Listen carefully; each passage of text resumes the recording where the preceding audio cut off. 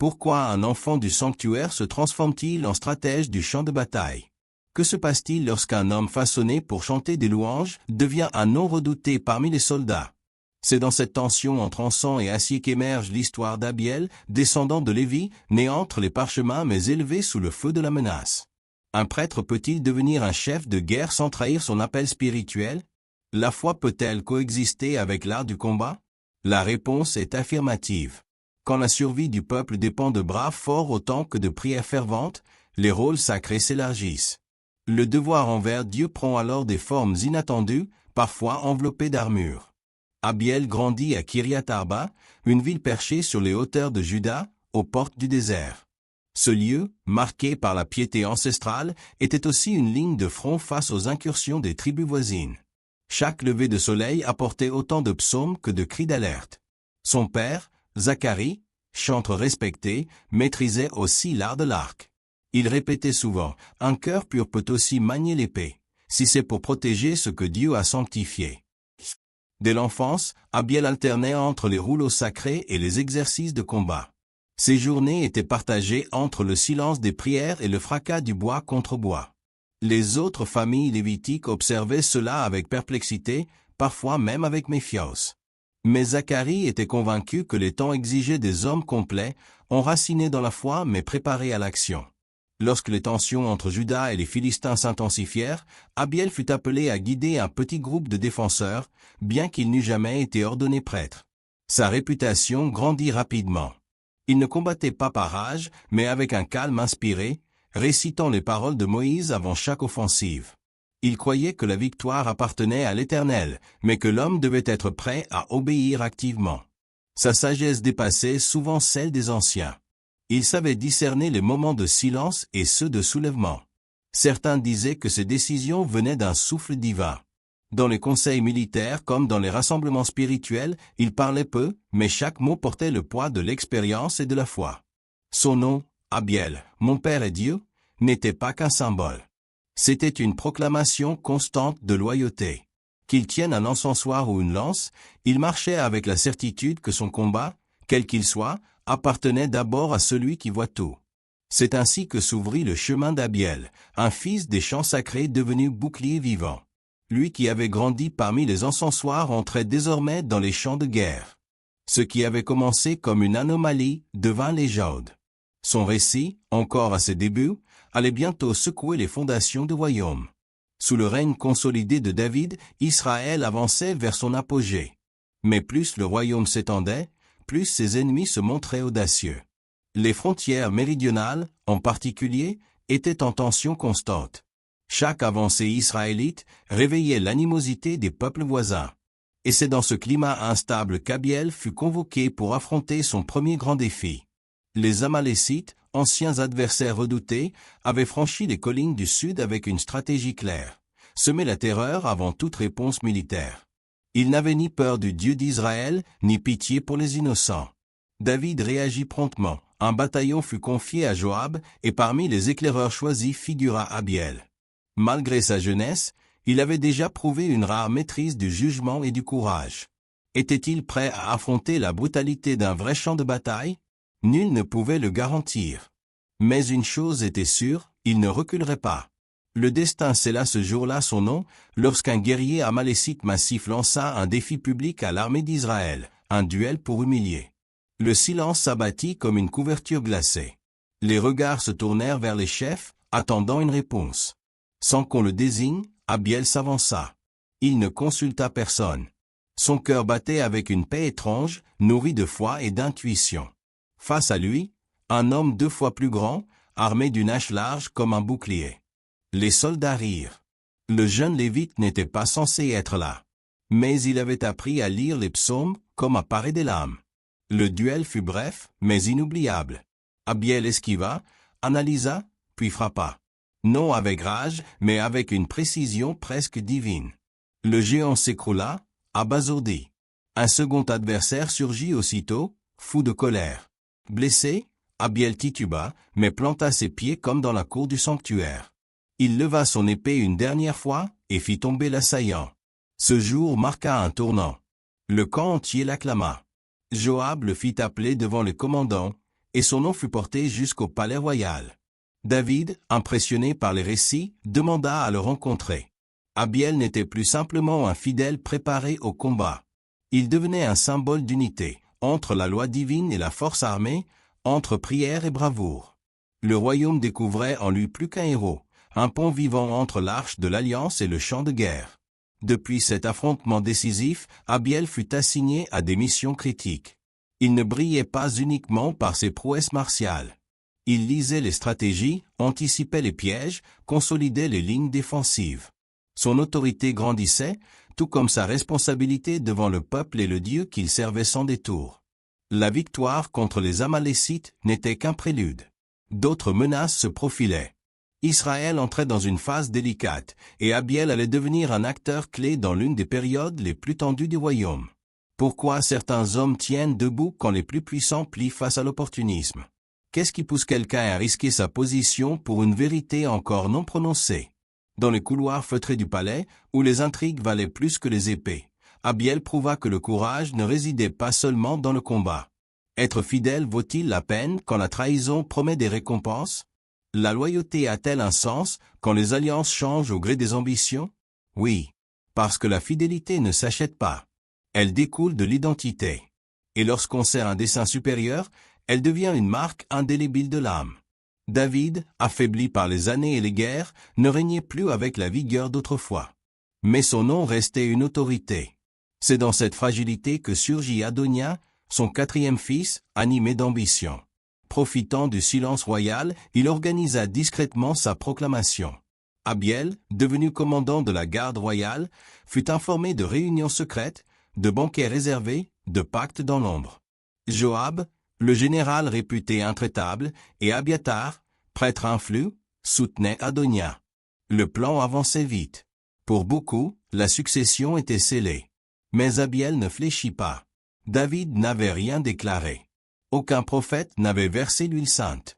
Pour lui, seule la parole divine légitimait un roi. La couronne ne se prenait pas. Elle était transmise par mandat sacré. Cette conviction fut son ancre quand Bethsabée, mère de Salomon, et le prophète Nathan informèrent David du complot. Alerté, le vieux roi réagit. Il ordonna la consécration immédiate de Salomon. Abiel, fidèle jusqu'au bout, reçut l'ordre et l'exécuta sans délai. Il plaça Salomon sur la mule royale, symbole clair de succession légitime, et le conduisit jusqu'à la source de Gihon. Là, devant le peuple, le prêtre Tsadok répandit l'huile sur sa tête. Les trompettes retentirent. Jérusalem vibra sous les acclamations. Vive le roi Salomon! Le trône était protégé. Non par intrigue, mais par vérité. Et au centre de cette justice se tenait Abiel, silencieux, droit, serviteur fidèle d'un royaume guidé par la volonté du Très-Haut. La nouvelle frappa Adonia comme un coup de tonnerre. Sans une seule flèche tirée, son plan s'effondra. Abiel, par sa constance et sa loyauté, déjoua la conspiration sans verser de sang. Il prouva que parfois, la lame la plus puissante n'est pas celle que l'on brandit, mais celle d'une conscience droite. Lorsque David apprit les événements, il fit appeler Abiel. D'une voix fatiguée mais sincère, il déclara « Tu ne m'as pas servi par devoir, mais par foi. » Ces mots résonnèrent bien au-delà du palais. Abiel n'était plus seulement un soldat ou un stratège. Il devenait le gardien silencieux de la volonté divine pour Israël. Mais les blessures causées par l'ambition ne se ferment pas facilement. Le règne de Salomon, encore naissant, faisait face à des tensions profondes. Abiel, toujours en alerte, pressentait que la stabilité n'était qu'une illusion temporaire. Parfois, les dangers les plus pernicieux viennent de ceux qui partagent votre pain. Tandis que le trône semblait sécurisé, un nouveau roi fut proclamé, en secret, sans qu'aucune autorité légitime n'ait transmis la couronne. Dans l'ombre d'Enrogel, une nouvelle trahison prenait forme sous le masque d'une cérémonie. Abiathar, prêtre respecté, et Joab, vétéran des plus grandes batailles, s'allièrent à Adonia. Pourquoi prendre un tel risque? Par orgueil, ambition ou par interprétation erronée du silence de David? Persuadés que leur heure était venue, ils montèrent un coup d'état déguisé en célébration. La scène fut préparée avec soin. Enrogel, une source à l'extérieur de Jérusalem, fut choisie pour sa discrétion. Loin des regards du palais, Adonia rassembla ses partisans, des officiers écartés du pouvoir, des frères royaux tous, sauf Salomon. Les soutiens de David, comme le prophète Nathan, Benaïa et le prêtre Tsadok, furent volontairement exclus. L'intention était claire. Ce n'était pas une succession, mais une prise de pouvoir. La fête fut somptueuse. Des béhufs furent sacrifiés, le vin coulait à flot, la musique emplissait l'air. Les convives levaient leurs coupes, criant « Vive le roi Adonia !» Pourtant, la ville sainte ignorait encore qu'un roi non choisi par Dieu venait d'être acclamé. Adonia croyait avoir triomphé. Son assurance reposait sur des alliances fortes, mais il sous-estimait ceux qui restaient fidèles à l'onction divine. Car au cœur du palais, la vérité n'était pas morte. Et tant qu'un seul homme se lèverait pour défendre l'ordre sacré, aucune conspiration ne resterait impunie. Abiel le savait, le moment viendrait où il faudrait agir. Non par haine, mais par devoir. Et lorsque ce jour arriverait, il serait prêt à défendre non seulement un roi, mais l'ordre que Dieu avait établi. Quand Nathan apprit ce qui se tramait à Enrogel, il n'hésita pas. La promesse divine faite à David était en jeu. Il se rendit chez Bethsabée, mère de Salomon. Ensemble, ils mirent au point un plan rapide et décisif. Bethsabée parlerait la première au roi, lui rappelant son serment et l'avertissant du danger. Nathan entrerait ensuite pour confirmer la trahison. David, affaibli mais encore lucide, écouta avec gravité. Les paroles de Bethsabée ne touchaient pas seulement le cœur d'un père, mais réveillaient le devoir d'un roi choisi par Dieu. Nathan renforça le message. Ce qu'Adonia faisait n'était pas un simple acte d'ambition, mais une attaque directe contre l'ordre divin. La réponse fut immédiate. Sans hésiter, David ordonna l'onction publique de Salomon à Guillaume. Il confia cette mission à 3 hommes fidèles, Benaïa, Nathan et le prêtre Tsadok. Salomon fut placé sur la mule royale, symbole clair de légitimité, et le peuple fut convoqué pour assister à la cérémonie. Le son des trompettes se répandit dans Jérusalem. Les cris « Vive le roi Salomon » résonnèrent jusqu'à Enrogel, interrompant brusquement les festivités d'Adonia. En un instant, la célébration devint silence. L'atmosphère changea. Ce qu'ils croyaient acquis s'écroulait. Le plan d'Adonia avait échoué. Le trône n'était plus à portée. La loyauté des justes avait triomphé sans conflit armé. La promesse de Dieu était intacte. Prise de peur, Adonia courut au sanctuaire. Il s'agrippa aux cornes de l'autel, geste sacré demandant protection. Il ne cherchait plus le pouvoir, seulement la pitié. Il voulait vivre. Et seul Salomon pouvait décider de son sort. Le nouveau roi devait choisir, montrer sa force par le sang ou sa sagesse par le pardon. Il opta pour la seconde. Adonia envoya une requête, suppliant pour sa vie. Il reconnaissait la royauté de Salomon et s'en remettait à sa clémence. Salomon, lucide et stratégique, accepta. Il déclara, s'il reste loyal, il vivra. Sinon, il mourra.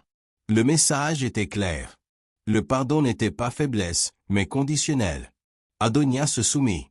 Il quitta l'autel, s'agenouilla devant le roi et rentra chez lui. Mais l'ombre du doute ne s'évanouit pas. La méfiance persistait. Et Salomon, malgré sa jeunesse, restait vigilant. Peu de temps après, Adonia tenta une nouvelle approche. Sans épée, mais avec ruse. Il sollicita Bethsabée pour demander la main d'Abishag, la jeune servante qui avait veillé sur David. Une simple requête? Non. En Israël, réclamer une concubine royale équivalait à revendiquer le trône. Salomon le comprit immédiatement. Ce n'était pas de l'amour. C'était un autre coup déguisé. Et cette fois, la clémence ne suffirait pas. Tu sais ce qui est le plus remarquable chez Benaïa? Ce ne sont pas seulement ses exploits. Ce qui a vraiment marqué sa génération, c'est son caractère. Il était de ceux dont la parole valait plus qu'un serment. De ceux qu'on ne pouvait acheter. De ceux qui savaient quand se taire et quand agir. C'est cela, plus que ses victoires, qui fit de lui l'un des hommes les plus dignes de confiance de toute l'histoire d'Israël. Ses faits d'armes sont devenus légendaires. Il a abattu 2 champions moabites dans un duel féroce. Il est descendu dans une fosse, en plein hiver, un jour de neige, pour tuer un lion. Et il a désarmé un géant égyptien armé d'une lance, en n'ayant sur lui qu'un simple bâton. Qui fait ça? Qui ose ça? Seul un homme qui sait qu'il ne combat pas seul. Un homme dont la foi le précède. Benaïa n'a jamais recherché la gloire. Il ne courait pas après les titres, ni après les honneurs. Il avançait discrètement, pas à pas, toujours fidèle, toujours prêt. Il monta les échelons par le courage, la loyauté et l'obéissance. De soldat à chef de la garde, puis à commandant suprême sous Salomon, son parcours fut marqué par la discrétion et la détermination. David lui faisait confiance. Salomon aussi. Car tant que Benaïa veillait, Israël pouvait dormir en paix. As-tu déjà imaginé ce que tu ferais si ta foi était exposée devant tout un peuple? Si tu devais choisir entre ton confort et ta fidélité à Dieu? Benaïa a vécu exactement cela. Et il n'a jamais flanché. Il n'a pas levé la voix, il n'a pas cherché à convaincre par des discours. Il a simplement été fidèle. Fidèle à Dieu, fidèle à ses rois, fidèle à ses principes. Et ce n'est pas tout. Il a dû prendre des décisions que beaucoup n'auraient pas osé prendre. Des décisions impopulaires. Des choix difficiles. Il a été celui que Salomon envoya pour faire justice, parfois même contre des hommes puissants, comme Joab ou Adonia. Il aurait pu refuser, se retirer, trouver des excuses. Mais non. Il comprenait que l'obéissance à Dieu passe parfois par des actes fermes. Il n'a jamais confondu fidélité avec faiblesse. Benaïa nous enseigne que la vraie force ne réside pas dans les muscles ou dans la renommée. Elle se manifeste dans les petits choix, les silences tenus, les engagements respectés. Il nous rappelle que l'on peut être grand sans couronne, que l'on peut changer l'histoire sans s'exposer. Peut-être te sens-tu parfois petit, ou sans influence. Peut-être penses-tu que ta fidélité ne fait aucune différence. Détrompe-toi. Regarde Benaïa. Ce n'était ni un prophète, ni un roi, ni un prêtre. C'était un soldat. Un homme simple. Mais avec une foi peu commune. Et par cette foi, Dieu l'a utilisé pour préserver la promesse, pour garantir la transition d'un règne, pour défendre ce qui était juste. Et toi? Dans quelle sphère de ta vie Dieu t'appelle-t-il à te lever? Ou as-tu besoin de plus de fermeté? Ou la vérité t'appelle-t-elle à ne pas reculer? Être fidèle ne signifie pas être parfait. Cela signifie rester debout même quand les autres tombent. Dire la vérité même quand elle dérange. Avancer même quand c'est inconfortable. Grâce à Benaïa, Salomon a pu commencer son règne sans crainte. Grâce à lui, les ennemis internes ont été neutralisés non par vengeance, mais par justice. Il a été l'épée de la vérité, le bouclier de la promesse. Il n'a jamais cherché à briller. Mais Dieu l'a élevé à cause de sa fidélité. La vie de Benaïa nous rappelle que chacun de nous peut être un instrument dans les mains de Dieu. Là où tu es, avec ce que tu as, tu peux faire la différence. Pas par la force, mais par l'intégrité, par le courage, par la foi. Alors, retiens ceci, ce n'est pas la position qui fait la mission. C'est le cœur. Et quand le cœur est droit, Dieu ouvre les portes que personne ne peut fermer. Merci d'avoir suivi cette histoire jusqu'au bout. Si le témoignage de Benaïa t'a touché, partage-le. Abonne-toi, active les notifications et transmets cette parole à ceux qui, comme toi, cherchent à marcher dans la vérité. Car ensemble, en restant fidèles, nous construisons quelque chose de plus grand que nous-mêmes.